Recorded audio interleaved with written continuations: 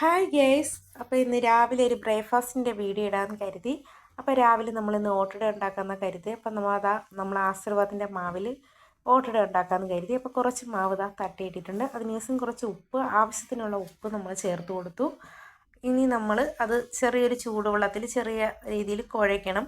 പിന്നെ കുറച്ച് തേങ്ങയും കൂടെ നമ്മൾ ചേർക്കണം. അപ്പോൾ നമ്മൾ ഈ ഉപ്പിട്ടത് നല്ല രീതിക്ക് മാവിൻ്റെ ചുറ്റും ഒന്ന് ആക്കി കൊടുക്കണം, ഉപ്പ് എല്ലായിടത്തും ഒന്ന് വരാനായിട്ട്. അപ്പം നമ്മൾ കുറച്ച് ചൂടുവെള്ളത്തിലോ അല്ലെങ്കിൽ നോർമൽ വാട്ടറിലോ നമുക്ക് ഇത് നല്ലതുപോലെ കുഴച്ചെടുക്കാം കേട്ടോ. അപ്പം ഞാൻ കുറച്ച് തേങ്ങയും കൂടെ തിരുമിയതുണ്ട്, അപ്പം അതും കൂടെ ചേർക്കാനാണ്. അപ്പോൾ അതും കൂടെ ചേർത്ത് നമുക്ക് നല്ലതുപോലെ ഇതൊന്ന് കുഴച്ചെടുക്കാം. അപ്പോൾ ഇതാണ് ഇത്ര തേങ്ങ മാത്രമേ എടുത്തുള്ളൂ. കുറച്ച് തേങ്ങ മതി, ഒരുപാട് തേങ്ങ വേണമെന്നില്ല. അപ്പോൾ കുറച്ച് തേങ്ങയും കൂടെ എടുത്തിട്ടുണ്ട്. അപ്പം നമുക്ക് ഈ തേങ്ങയും കൂടെ ഇട്ട് ഇത് നല്ലതുപോലെ ചപ്പാത്തിയുടെ പരുവമല്ല, അതിൽ കൂടെ ലൂസായിട്ട് നമ്മളിത് കുഴച്ചെടുക്കണം.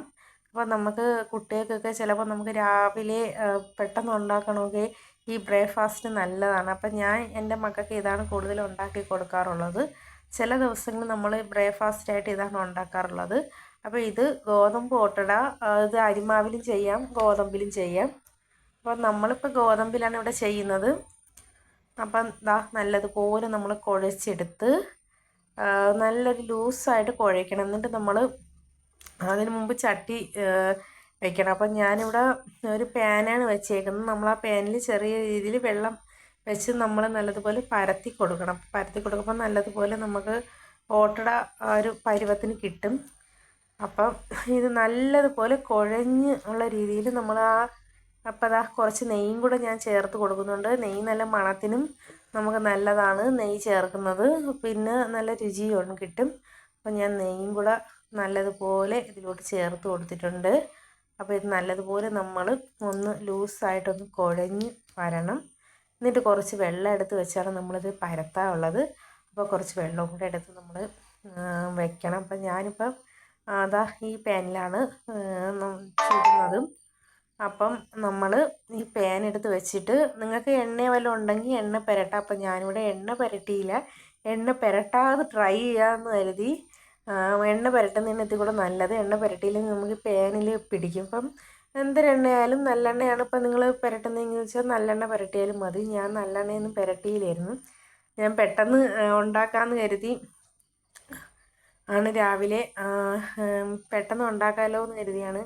അപ്പം ഞാൻ എണ്ണ പുരട്ടാത്തതുകൊണ്ട് ഇത് ഉണ്ടാക്കിയ ചെറിയ രീതിയിലൊന്ന് പാന് പിടിച്ചിട്ടുണ്ടായിരുന്നു. അപ്പോൾ ഇത് കണക്ക് വെള്ളം വെച്ച് നല്ലതുപോലെ നമ്മൾ എണ്ണ പുരട്ടിയതിന് ശേഷം മാത്രമേ നമ്മളിത് വെള്ളം വെച്ച് മാവ് വെച്ച് ചെറിയ രീതിയിൽ കൈ വെച്ച് നല്ലതുപോലെ പരത്തി കൊടുക്കണം.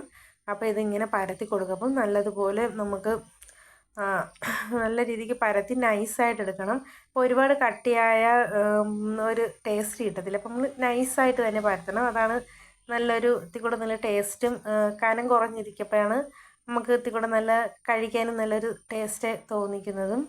അപ്പോൾ നൈസായിട്ട് ഞാൻ പരത്തിയിട്ടുണ്ട്.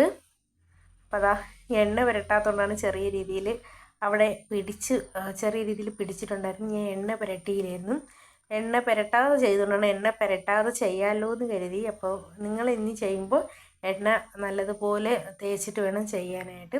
അപ്പോൾ ചെറിയ രീതിയിൽ പിടിച്ചിട്ടുള്ളതേ ഉള്ളൂ കേട്ടോ.